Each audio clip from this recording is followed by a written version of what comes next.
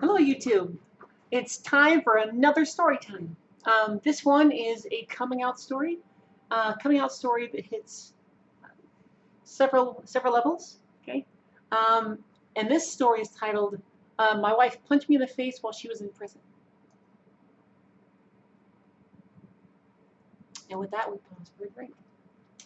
So it's actually, I find it a very funny story. I think I have a very unique coming out story involving my wife. Two coming out stories with her alone. So, little backstory. I'm a little late coming out. I'm late to the show, late to discover who I am. As growing up in Utah, whole other story there. Growing up in Utah, then it took me a long time to kind of fight the um, indoctrination and fight the issues that I faced growing up for me to finally be able to accept myself for who I am. And so it was a step-by-step process, which actually for several trans people can be that way, where they come out as like gay or lesbian, and before they actually come out as trans. So, married my wife many years ago.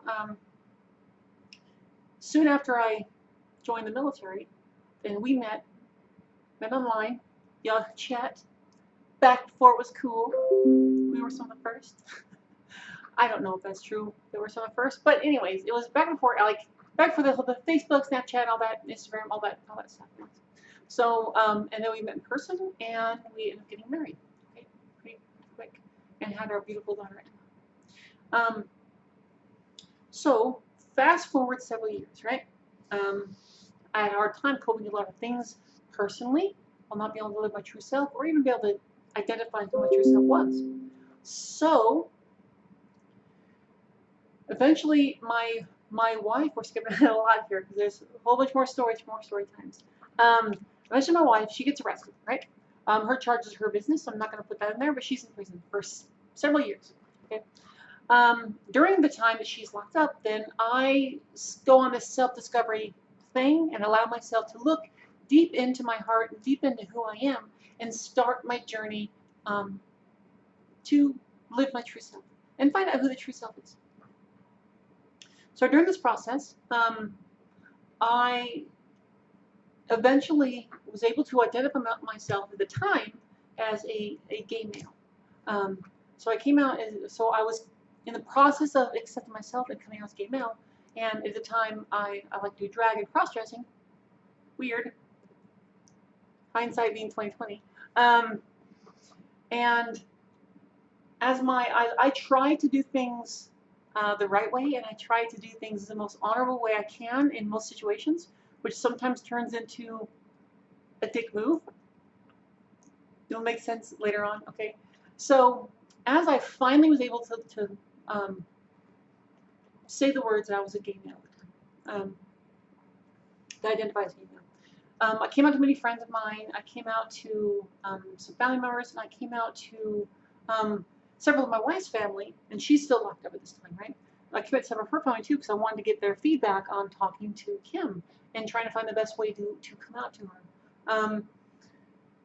Because we're still, at the time, we're still in love, still, you know, in a relationship or marriage, but while she's locked up. But I don't want to do something like that over the phone. I don't think that is the most respectful thing to do. But there's a time and place for everything, including I'm learning that. So she had asked a few times. She's like, I guess she started to sense something, see things. She's like, are you? I was like, no. Because I was like, I'm not doing this over the phone. I'm not telling her over the phone. And so I was like, I'm going to wait until I visit her. Okay. And at the time, I was stationed in Oklahoma at the time, I believe. But I didn't have the opportunity to go up there and talk to her. So I was waiting until I could go visit her and tell her in person, because I thought that's what she deserved, right?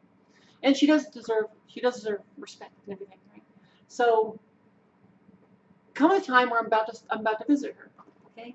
I take leave from the army, and I head down to where she's in prison. And she had like dolled herself up, and she looked beautiful, and her hair was done, and her makeup's done, and all these things, and she looked gorgeous. She really did. And it made everything worse for, I think, all parties involved. But also, like when I went to visit her prison, I was with her mom and her sisters, and I'd already told them. And so they're kind of there to support her and also support me as well, because they cared about us both in this coming out, right? So the day that I happened to be able to finally visit her um, was Christmas. Ah, it's so terrible. But I finally told her, and I told her, well, it was Christmas. And so we're down there, and she saw me see, gave her a kiss hello, and we talked for a minute, and I was like, well, I want to get right to it. And so we have Emma waiting out in the car, our daughter, with Grandma. She's not alone, right?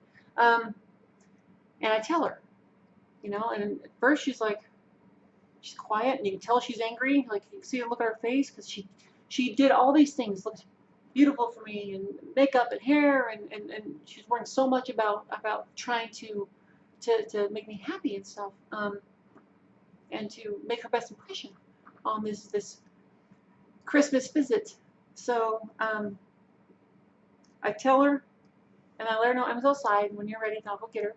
Um, and so she's like, all right, that's fine. Just go get Emma. And she's still quiet, and she's brooding on it, and she's thinking about it, and she's dealing with these emotions and thoughts and everything.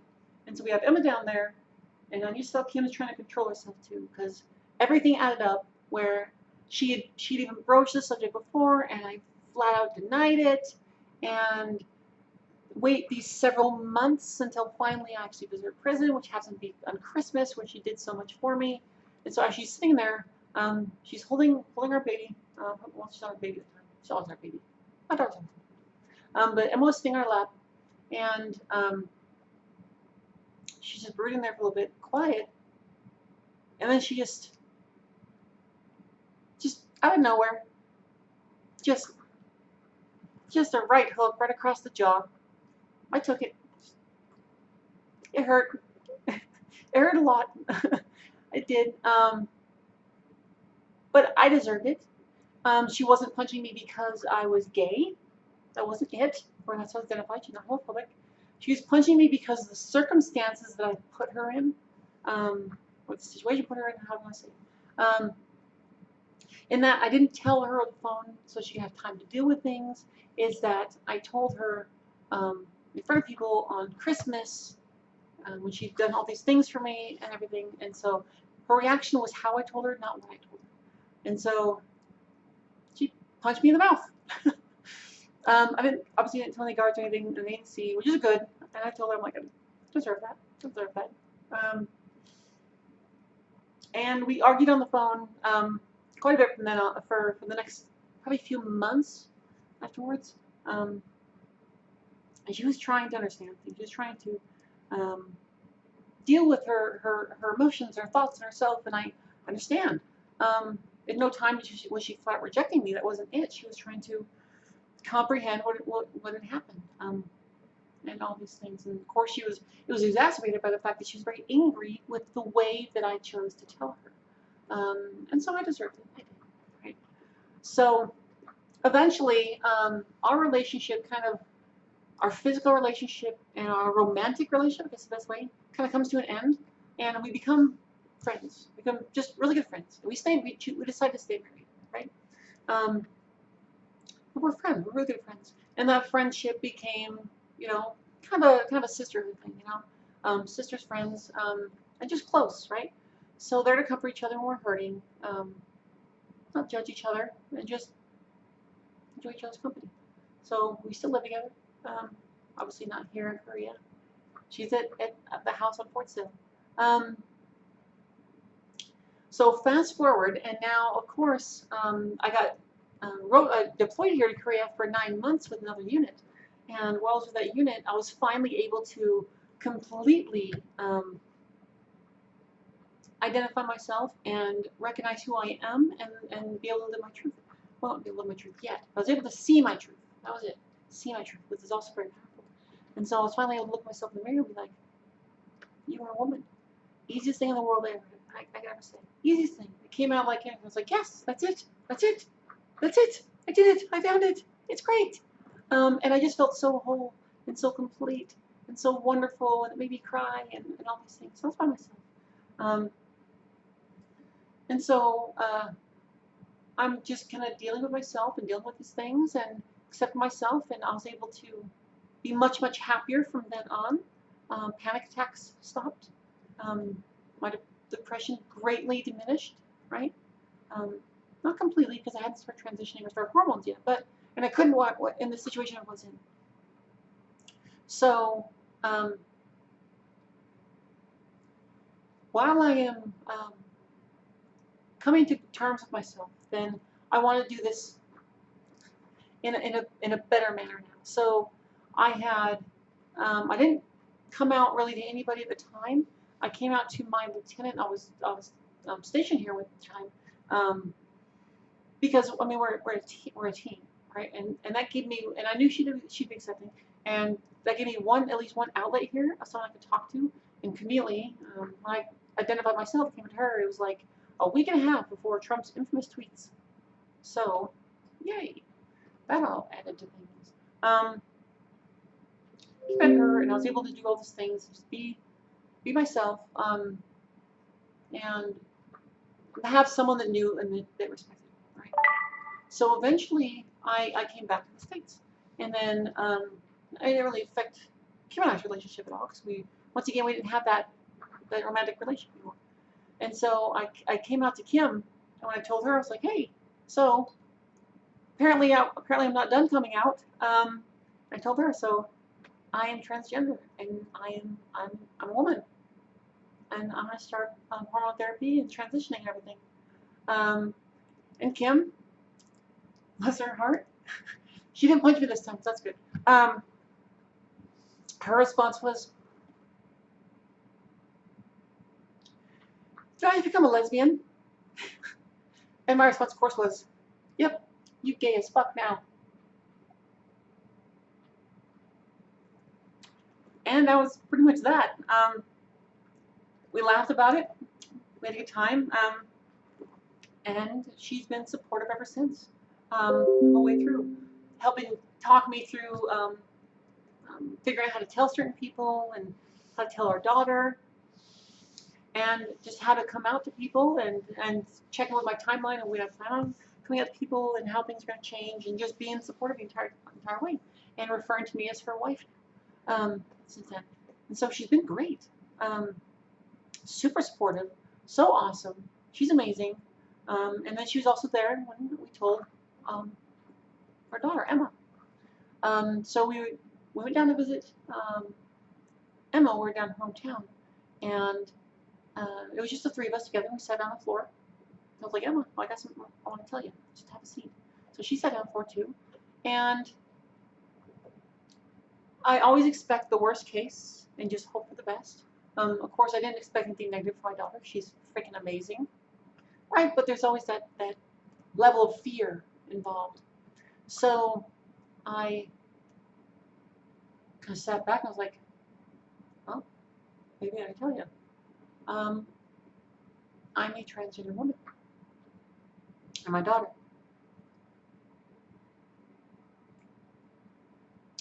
Bless her huge, amazing heart, right? Her exact response was, "You're gonna be a girl?" Oh my God, my heart just blew up. Just exploded. Just nothing. Surprised I just killed over dead. It was amazing. It was like I couldn't imagine the response being so perfect. But I have the most amazing family. I do, and I've been extremely lucky. I've had a number of supporters, which is great. So, and that starts to conclude my coming out stories, twice to my wife and once to my daughter, right? Getting punched in the face, making my wife a lesbian, and my daughter's excitement for me transitioning. So I think they're great coming out stories. I love it. I earned the love tap, if you want to call it that. But it was quite fun and interesting. So More stories later on once I figure out more things to tell y'all or more questions people ask me. And other than that, then once again, like and subscribe if you're enjoying these videos or if you have questions or want to follow my train wreck of experiences or train wreck of videos. And I'm always here. Okay. All right, YouTube. Love you. Bye-bye.